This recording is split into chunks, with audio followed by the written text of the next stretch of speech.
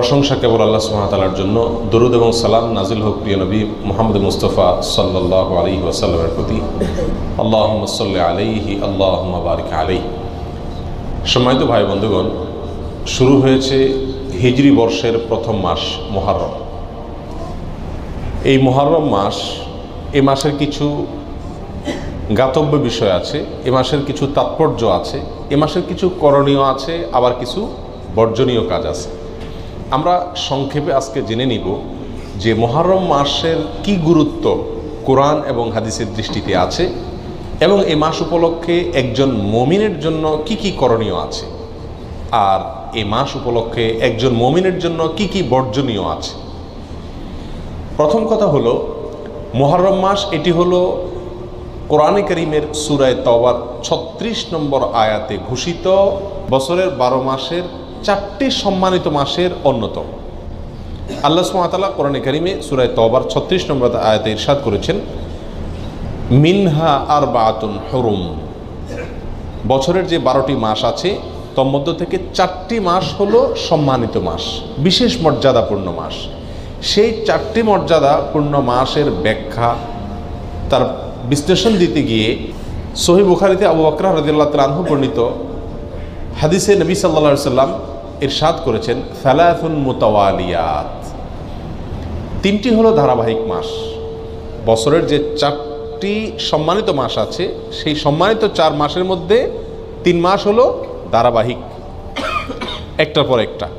সেই ধারাবাহিক 3টি মাসের শেষ মাস হলো এই মুহররম। সম্মানিত মাসের অপর মাসটি হলো রজব, আল্লাযী বাইনা জুমাদা ওয়া শাবান, রজব মুদর আল্লাযী বাইনা জুমাদা ওয়া শাবান, অর্থাৎ রমজান মাসের আগের মাস, জুমাদা সানি এবং শাবান মাসের মধ্যবর্তী যে মাসটা রজব মাস, সেটাও সম্মানিত ৪ মাসের চতুর্থ মাস। প্রিয় ভাইরা, আমরা প্রায় সময় বলে থাকি যে আল্লাহ সুবহানাহু ওয়া তাআলা বছরের ১২টি মাসের মধ্যে ৪টি মাসকে সম্মানিত ঘোষণা দিয়েছেন, মর্যাদাপূর্ণ মাস বলে ঘোষণা দিয়েছেন।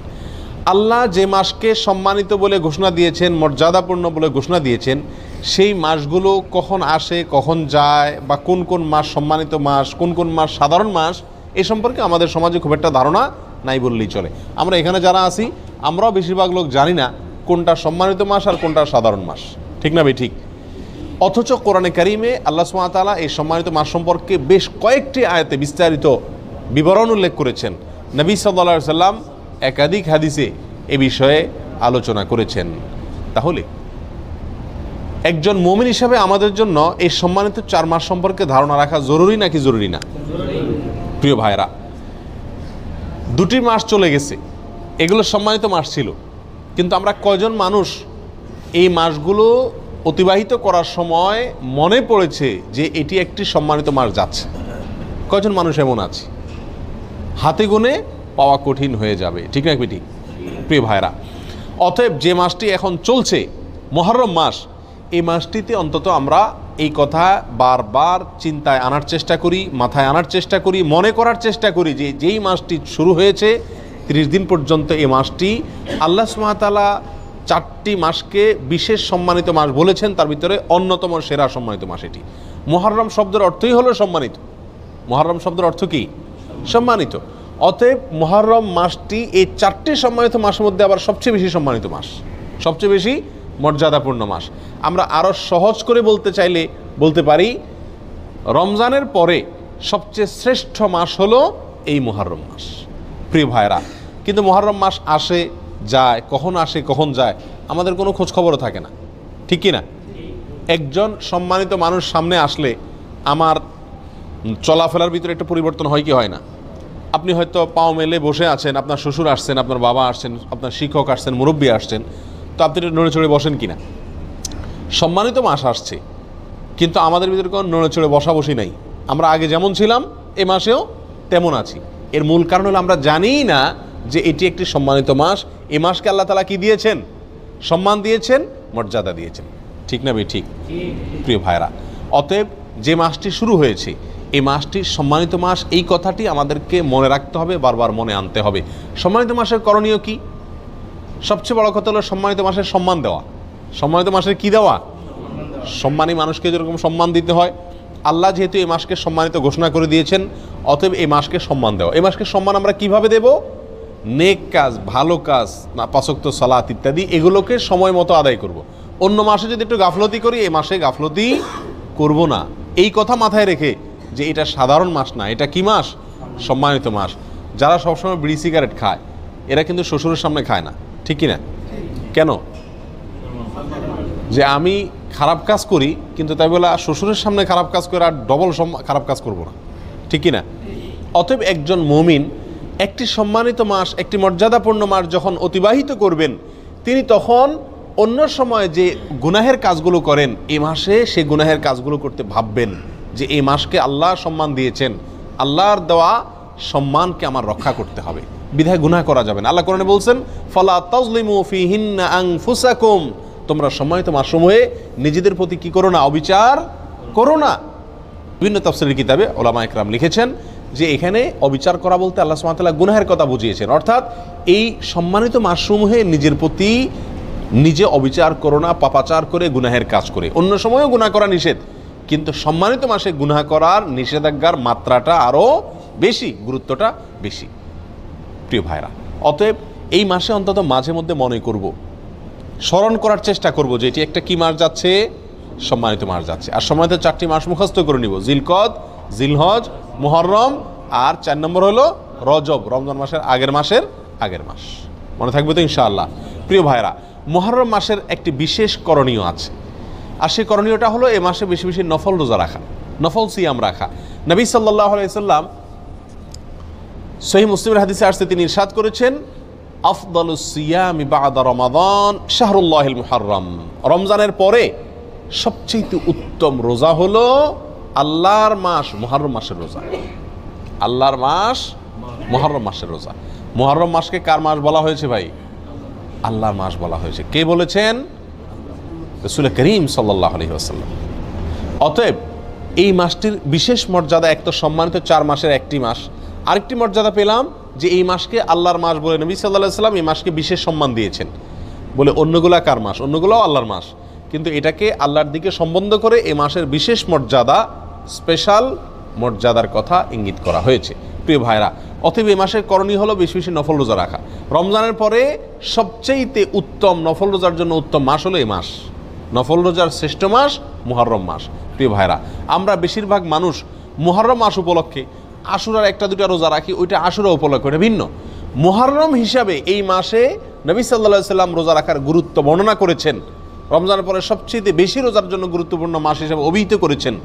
তিনি নিজে অবশ্য শাবানে রেখেছেন, এই মাসে রাখার সুযোগ তিনি পান নাই। এই মাসে রোজার ফজিলত নাজিল হওয়ার পরে তিনি রাখার সুযোগ পান নাই, তার আগেই হয়তো তিনি দুনিয়া থেকে বিদায় নিয়ে গেছেন, আর সেজন্য তিনি রাখতে পারেন নাই, কিন্তু আমাদেরকে জানাই গেছেন। প্রিয় ভাইরা, মুহররম তো প্রতিবারই আমাদের জীবনে একবার করে আসে, প্রতি বছরই একবার করে আসে।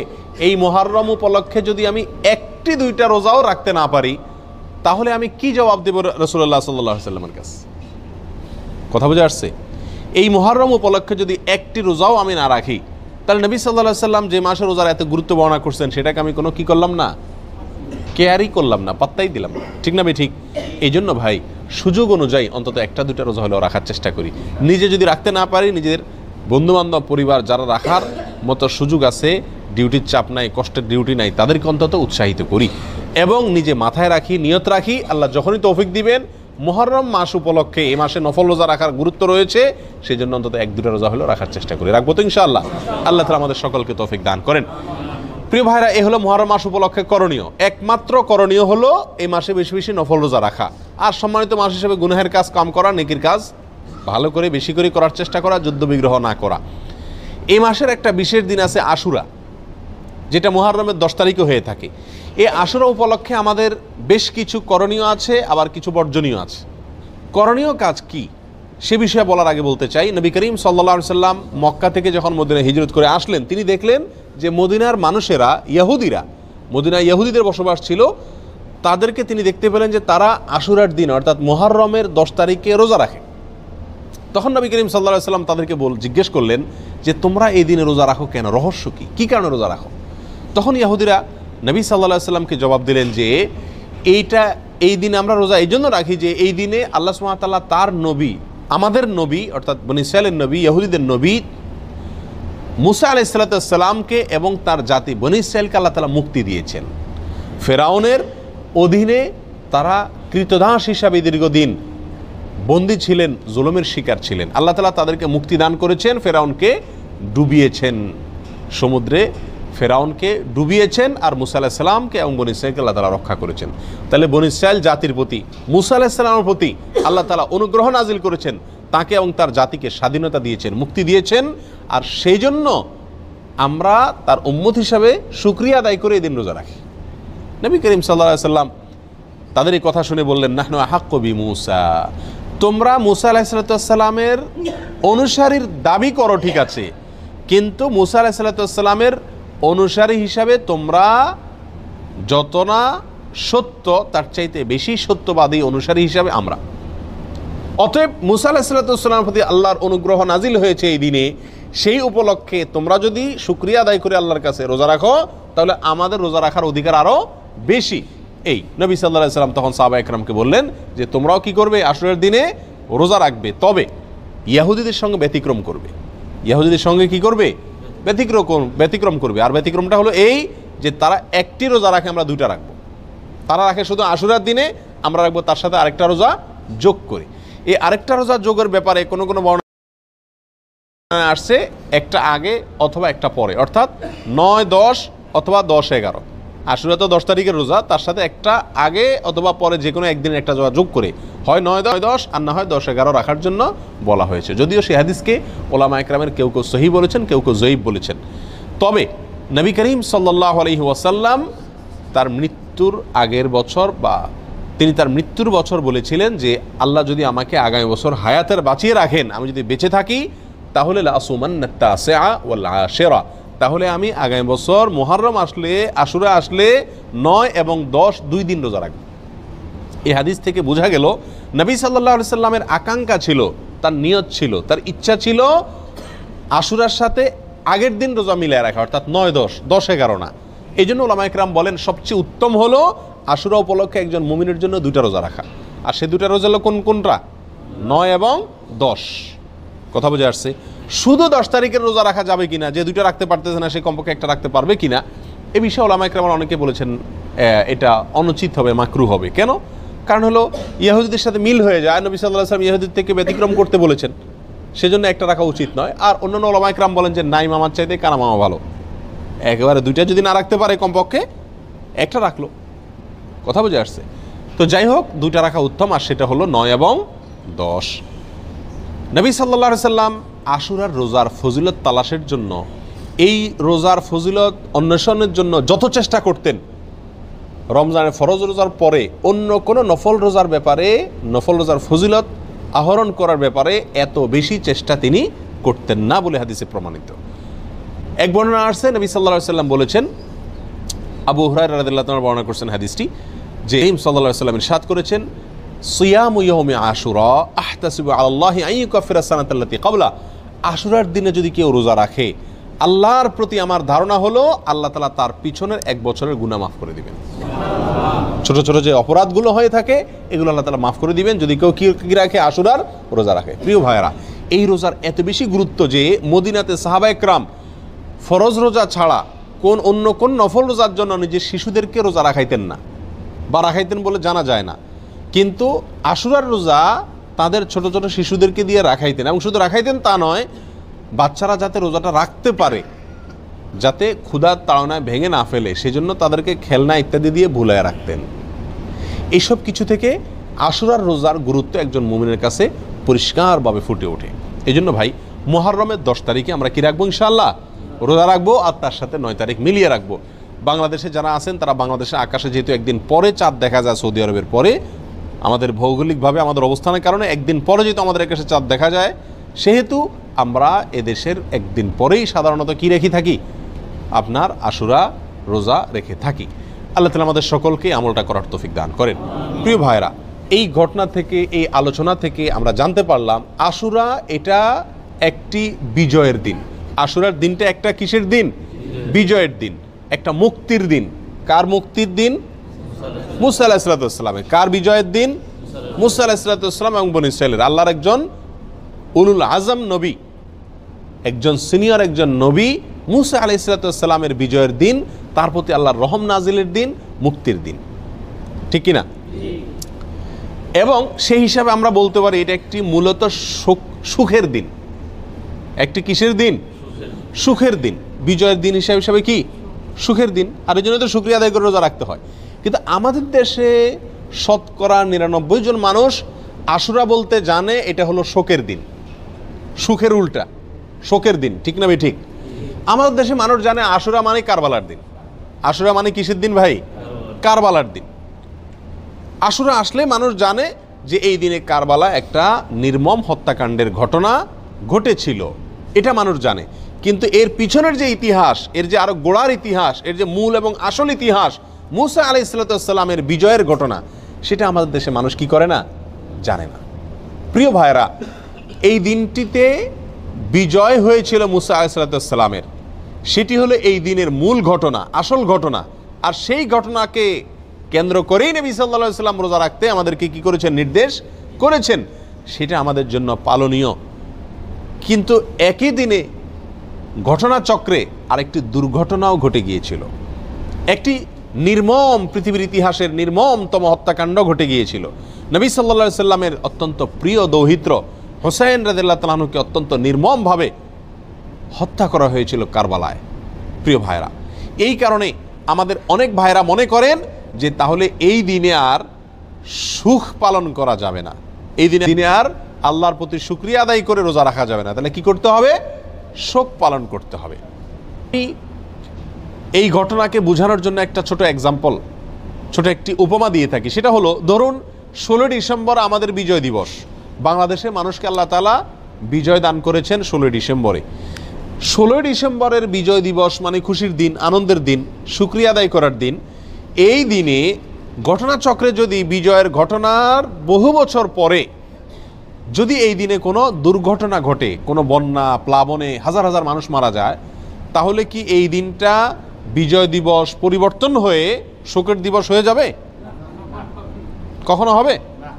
এটা সম্ভব কোনো দিন? বড়জোর এরকম হতে পারে, বিজয় দিবসের আলোচনা বা বিজয় দিবসটা আসলেই ওই দুর্ঘটনার পর থেকে যতবার বিজয় দিবস আসবে, বিজয় দিবসে আলোচনা আসবে, তখন মানুষের মনে পড়বে, মানুষ স্মরণ করবে, বলবে যে এটি আমাদের বিজয় দিবস, খুশির দিবস হলেও দুঃখজনকভাবে এই দিনে একটি বিচ্ছিন্ন দুর্ঘটনাও ঘটে গিয়েছিল, ঠিক না ভাই? ঠিক। কিন্তু এই দিনের আসল ঘটনা বিজয়কে ভুলে গিয়ে শোক পালন করা, এটা কোনোদিন হবে? যৌক্তিক হবে? হবে না।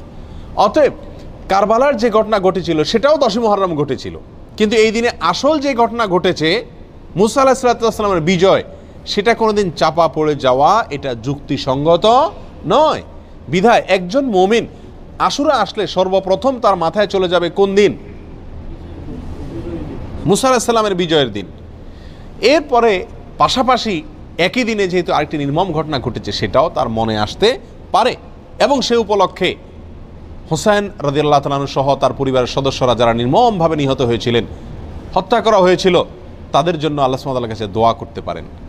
যারা হত্যায় জড়িত ছিল তাদেরকে আল্লাহ সুবহানাহু ওয়া তাআলা পৃথিবীর ইতিহাসের নিকৃষ্টতম সাজা যেন তাদেরকে দেন, সেজন্য আল্লাহর কাছে আরজি পেশ করতে পারেন। কিন্তু তাই বলে আপনি কি করতে পারেন না? তাজিয়া মিছিল, শোক মিছিল এগুলো বের করতে পারেন না। কারণ ইসলাম 3 দিনে বেশি কোনো মৃত্যুতে, কোনো দুর্ঘটনায় শোক পালন করার সুযোগ, অনুমতি দেয় নাই।